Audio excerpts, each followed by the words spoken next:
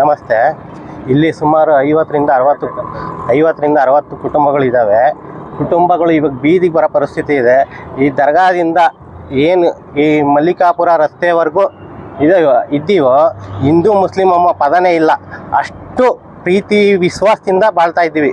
ಅಂಥದ್ರಲ್ಲಿ ಏಕಾಏಕಿ ನಗರಸಭೆಯವರು ಬಂದು ಈಗ ಅಂಗಡಿಗಳನ್ನೆಲ್ಲ ಎತ್ತರಿ ಅಂದರೆ ನಾವು ನಗರಸಭೆ ಮುಂದೆ ಬಂದು ಹೆಂಡತಿ ಮಕ್ಕಳು ಎಲ್ಲರೂ ಸೇರಿ ಬಂದು ಧರಣಿ ಮಾಡಬೇಕಾಗುತ್ತೆ. ನಮ್ಮನ್ನು ದಯವಿಟ್ಟು ಇದೇ ಜಾಗದಲ್ಲಿ ಉಳಿಸಿ, ನಮ್ಮ ಕುಟುಂಬಗಳನ್ನ ಉಳಿಸಿ ದಯವಿಟ್ಟು ಕೈ ಮುಗಿದು ಕೇಳ್ಕೊಳ್ತೀವಿ. ಉಳಿಸ್ಬೇಕು ಅಂತ ಸಾಹೇಬ್ರಲ್ಲೂ ಮನವಿ ಮಾಡ್ತೀವಿ, ಜಯಚಂದ್ರ ಸಾಹೇಬ್ರಲ್ಲೂ ಮನವಿ ಮಾಡ್ತೀವಿ, ನಗರಸಭೆಯವ್ರಿಗೂ ಮನವಿ ಮಾಡ್ತೀವಿ. ದಯವಿಟ್ಟು ನಮ್ಮ ಕುಟುಂಬಗಳನ್ನ ಉಳಿಸ್ಬೇಕು ಅಂತ ಕೇಳ್ಕೊಳ್ತೀನಿ. ನಾವು ಇಲ್ಲಿ ಸುಮಾರು 15-20 ವರ್ಷದಿಂದ ನಾವು ಇಲ್ಲಿ ಏನೋ ಬಡವರು ಜೀವನ ಮಾಡ್ಕೊಂಡು ಹೋಗ್ತಾ ಇದ್ದೀವಿ. ಇಲ್ಲಿ 100-200 ಅಷ್ಟೇ ನಾವು ದುಡಿಯೋದು, ಸಾವಿರಾರು ಗಟ್ಟಲೆ ದುಡಿಯಲ್ಲ ನಾವು. ಏನೋ ನಮ್ಮ ಸಂಸಾರ ಸಾಕ್ಕೊಂಡು ಹೋಗ್ತಾ ಇದ್ದೀವಿ. ನಮ್ಗೇನು ಜಾಸ್ತಿ ಏನೂ ಇಲ್ಲ. ನಾವು ಇದ್ಬಿಟ್ರೆ ಬೇರೆ ಜೀವನ ಇಲ್ಲ ನಮಗೆ. ಇದೇ ನಮಗೆ ಜೀವನ. ಇದಿಲ್ಲ ಅಂದ್ರೆ ನಾವು ಉಪವಾಸ ಸಾಯ್ಬೇಕಾಗುತ್ತೆ, ಮತ್ತೆ ನಮ್ಮ ಮಕ್ಕಳು ಅನಾಥರ ಆಗ್ಬೇಕಾಗುತ್ತೆ. ತುಂಬಾ ತೊಂದರೆ ಆಗುತ್ತೆ ನಮ್ಗೆ. ಯಾಕಂದ್ರೆ ನಾವು ಇದರಿಂದಾನೇ ಜೀವನ ಮಾಡ್ತಾ ಇದ್ದೀವಿ. ಮತ್ತೆ ಇನ್ನೊಂದೇನಪ್ಪ ಅಂದ್ರೆ ನಾವು ಸಂಘಗಳು ಅವು ಇವು ಸಾಲಗಳು ಮಾಡ್ಕೊಂಡು ಅಂಗಡಿಗಳು ನಡೆಸ್ಕೊಂಡು ಹೋಗ್ತಾ ಇದ್ದೀವಿ. ಇವಾಗ ಇದೇ ಇಲ್ಲ ಅಂದ್ರೆ ನಾವು ಏನು ಮಾಡೋಕ್ಕಾಗಲ್ಲ. ನಾವು ಏನಾನ ಒಂದು ಆಗ್ಬೇಕಾಗುತ್ತೆ. ಆ ತರ ಪರಿಸ್ಥಿತಿ ಐತೆ. ಜಯಚಂದ್ರ ಸಾಹೇಬ್ರಿಗೂ ತಿಳಿಸಿದೀವಿ ನಾವು. ನಮ್ಗೇನಾದ್ರೂ ಒಂದು ಪರಿಹಾರ ಮಾಡ್ಕೊಡ್ರಿ, ನಮ್ಗೆ ಏನೋ ಒಂದು ಜಾಗ ಅನ್ನೋದು ಮಾಡ್ಕೊಡ್ರಿ. ಮತ್ತೆ ತಹಸೀಲ್ದಾರ್ಗೂ ತಿಳಿಸ್ತಾ ಇದ್ದೀವಿ ನಾವು. ಅವರು ಎಲ್ಲ ಸಂಬಂಧಪಟ್ಟಂಗೆ ನಮ್ಗೆಲ್ಲ ಒಂದು ಜಾಗ, ಒಂದು ನೆಳ್ಳೆ ಅಂತ ಮಾಡ್ಕೊಟ್ಬಿಟ್ರೆ ನಮ್ಗೆ ಅಷ್ಟೇ ಸಾಕು. ನಾವು ಬದುಕೋಬೇಕು. ಲಾಕ್ಡೌನ್ ಕೊರೋನಾ ಅಂತ ಸ್ವಲ್ಪ ಕಾಲ ನಾವು ತುಂಬಾ ತೊಂದರೆ ಪಟ್ಟಿದ್ದೀವಿ. ಅದರಲ್ಲಿ ಸಾಲ ಬೇರೆ ಮಾಡಿದ್ದೀವಿ ನಾವು. ಕೊರೋನಾದಲ್ಲಿ ತಿನ್ಬೇಕಂದ್ರೆ ಸಾಲ ಮಾಡಲೇಬೇಕು. ಊಟ ತಿನ್ಬೇಕಂದ್ರೆ ಸಾಲ ಮಾಡಲೇಬೇಕು. ಕೊರೋನಾದಲ್ಲೂ ಉಪವಾಸ ಇರೋಕ್ಕಾಗಲ್ಲ. ಕೊರೋನಾದಲ್ಲಂತೂ ತುಂಬಾ ನಾವು ಬಾಧೆ ಪಟ್ಟಿದ್ದೀವಿ. ಇವಾಗ ಬಾಧೆ ಪಡೋದು ಬೇಡ, ಹೆಂಗೋ ಜೀವನ ಮಾಡ್ಕೊಂಡು ಹೋಗ್ತಾ ಇದೀವಿ. ನಾವು ಜೀವನ ಮಾಡ್ಬೇಕು ಅಷ್ಟೇ. ಒಂದು ನಮ್ಗೊಂದು ನೆಲೆ ಮಾಡ್ಕೊಡ್ರಿ ನಗರಸಭೆಯವ್ರಿಗೆ. ಇಲ್ಲಿ ನಾವು 10-15 ವರ್ಷದಿಂದ ಜೀವನ ಮಾಡ್ಕೊಂಡು ಹೆಂಗೋ ಹೋಗ್ತಾ ಇದ್ದೀವಿ. 400-500 ರೂಪಾಯಿ ದುಡ್ಕೊಂಡು ನಾವು ಜೀವನ ಮಾಡ್ತಾ ಇದ್ದೀವಿ. ಇದು ಬಿಟ್ರೆ ನಮಗೆ ಬೇರೆ ಗತಿನೇ ಇಲ್ಲ. ತುಮಕೂರಿನಲ್ಲಿ 5 ಜನ ಸತ್ತೋದ್ರು ಸಾಲ ಮಾಡಿ.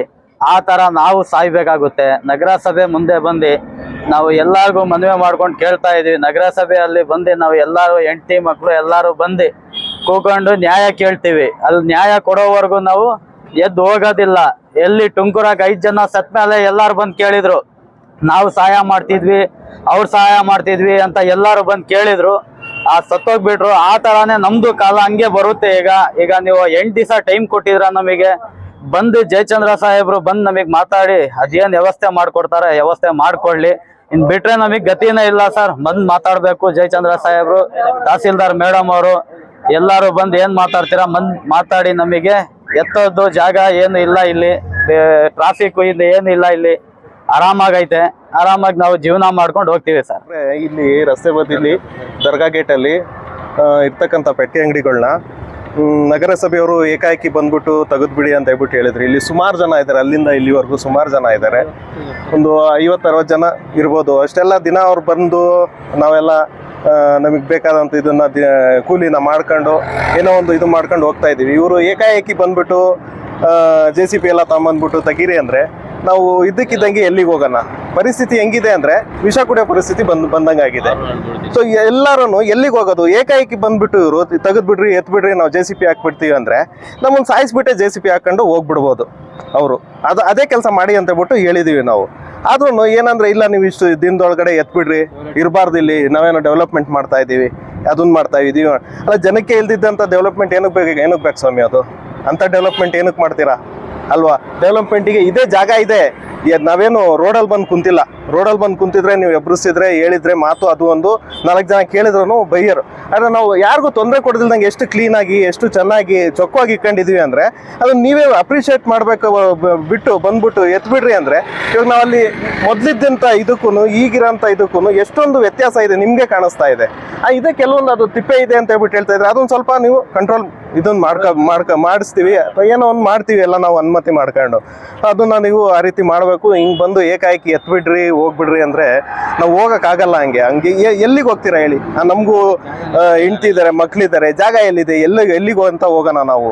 ನೀವೊಂದು ಏಕಾಏಕಿ ಹಿಂಗ್ ಬಂದ್ಬಿಟ್ಟು ಹೇಳ್ಬಿಟ್ರೆ ಹಾಗಂತ ಇದನ್ನ ಹೇಳ್ಬೇಕಾಗುತ್ತೆ. ಸೊ ನೀವು ಅದನ್ನ ಏನನ್ನ ಒಂದು ಈ ವ್ಯವಸ್ಥೆ ಮಾಡ್ಕೋ, ಜಾಗ ಇದೆ ಇಲ್ಲ ಅಂತ ಇಲ್ಲ, ನಾವೇನ್ ನಿಮಗೆ ನಿಮ್ಮ ಇದಕ್ಕೆ ತೊಂದರೆ ಆಗೋಂಥದ್ದು ಏನೇನು ಇಲ್ಲ, ತೊಂದರೆ ಆಗ್ದಿಲ್ದಂಗೆ ಎಲ್ಲ ಫುಟ್ಪಾತಿಗೆ ಜಾಗ ಇದೆ, ಎಲ್ಲ ಇದೆ. ಆದ್ರೂ ನೀವು ಯಾಕೆ ನಮಗೆ ತೊಂದರೆ ಕೊಡ್ತಾ ಇದ್ದೀರಾ ಅಂತೇಳ್ಬಿಟ್ಟು ಗೊತ್ತಾಗ್ತಾ ಇಲ್ಲ. ನಿಮಗೆ ಬೇಕಾದ್ರೆ ನಾವು ಆದಷ್ಟು ನಿಮಗೆ ಅನುಕೂಲ ಆಗಂಗೆ ನಾವು ಕೂಡ ನಡ್ಕೊಂತೀವಿ, ಅದನ್ನ ನೀವು ಮನವಿ ಸ್ವೀಕರಿಸ್ಬೇಕು ಅಂತ ಹೇಳ್ಬಿಟ್ಟು ಕೇಳ್ಕೊಂತೀವಿ. ಸರ್ ನಾವಿಲ್ಲಿ 15-20 ವರ್ಷದಿಂದ ನಾವಿಲ್ಲಿ ಗ್ಯಾರೇಜ್ಗಳು ಇಟ್ಕೊಂಡು ಏನೋ ಒಂದು ಮಾಡ್ಕೊಂಡು ಜೀವನ ಮಾಡ್ಕೊಂಡು ದುಡ್ಕೊಂಡು ಹೋಗ್ತಿದ್ದೀವಿ. 500, 400, 300 ಹಂಗೆ ದುಡ್ಕೊಂಡು ಹೋಗ್ತೀವಿ. ನಾವು ಸಂಘಗಳಾಗಿ ತಗೊಂಡ್ಬಿಟ್ಟು ಎಲ್ಲ ಬಂಡವಾಳ ಹಾಕೊಂಡಿದ್ದೀವಿ. ತಿಂಗಳು ಬಂದ್ರೆ ಹೆಚ್ಚು ಕಡಿಮೆ ಒಂದು 20,000 ರೂಪಾಯಿ ನಾವು ಸಂಘಗಳಿಗೆ ಕಟ್ಬೇಕು, ವಾರಕ್ಕೆ 5,000 ರೂಪಾಯಿ ಕಟ್ಬೇಕು ಸಂಘಕ್ಕೆ. ನಮಗೆ ಇದೇ ನಂಬಿಕೆ ಇರೋದು, ಇಲ್ಲಿಂದಾನೇ ಜೀವನ ಮಾಡಬೇಕು, ಇಲ್ಲಾಂದ್ರೆ ನಮ್ಮ ಹೆಂಡತಿ ಮಕ್ಕಳೆಲ್ಲ ರೋಡಿಗೆ ಬಂದ್ಬಿಡ್ತಾರೆ. ನಾವು ವಿಷ ಕುಡಿಯೋ ಟೈಮ್ ಬಂದ್ಬಿಡ್ತೈತೆ, ನಮಗೆ ಪರಿಹಾರ ದಯವಿಟ್ಟು ಕೊಡಲೇಬೇಕು. ನಾವು ಇವತ್ತಿಂದ ನಿನ್ನೆ ಮೊನ್ನೆಯಿಂದ ಮಾಡಿಲ್ಲ ಸರ್, ಹೆಚ್ಚು ಕಡಿಮೆ ಒಂದು 15-20 ವರ್ಷದಿಂದ ಮಾಡ್ಕೊಂಡು ಹೋಗ್ತಿದ್ದೀವಿ. ಎತ್ತು ತೊಂದರೆ ಕೊಡ್ತಿರೋರಿಗೆ ತೊಂದರೆ ಕೊಡ್ರಿ, ನಮ್ದೇನು ತೊಂದರೆ ಇಲ್ಲ. ಇಲ್ಲಿ ನಾವು ಇದೇ ನಂಬಿಕೆ ಮೇಲೆ ಜೀವನ ಮಾಡ್ತಿರೋದು. ನಮ್ಮ ಮಕ್ಳಿಗೆ ಸಾಕ್ಬೇಕು, ಅಪ್ಪ ಅಮ್ಮನ ಹೆಂಡತಿ ಮಕ್ಳಿಗೆಲ್ಲ ನಾವು ಸಾಕ್ಬೇಕು. ನಮ್ದು ಇದರಿಂದಾನೇ ಜೀವನ ಇರೋದು, ನಮ್ಗೆ ಇನ್ನು ಜೀವನನೇ ಇಲ್ಲ. ಇಲ್ಲಿ ನೀವು ಮಾಡಿರೋದ್ ಕೆಲ್ಸಕ್ಕೆ ನಾವು ರೋಡ್ ಮೇಲೆ ಬಂದ್ಬಿಟ್ಟಿದ್ದೀವಿ, ವಿಷ ಕೂಡ ಸಾಯ್ಬೇಕು, ಸಂಘಗಳಾಗೆಲ್ಲ ತಗೊಂಡ್ಬಿಟ್ಟಿದ್ದೀವಿ. 5,000 ರೂಪಾಯಿ ಕಟ್ಬೇಕು ಸರ್ ವಾರ ಬಂದ್ರೆ ನಾವು ಸಂಘಕ್ಕೆ. ನಮ್ಮ ಕೈಲಿ ಆಗಲ್ಲ, ಏನಾನ ಮಾಡಿ ಪರಿಹಾರ ಕೊಡ್ರಿ. ಮತ್ತೆ ಜಯಚಂದ್ರ ಸರ್ ಅವ್ರು ಬಂದು ಇಲ್ಲಿ ಏನಾದ್ರು ಪರಿಹಾರ ಕೊಡ್ಬೇಕು ಬಡವ್ರಿಗೆ.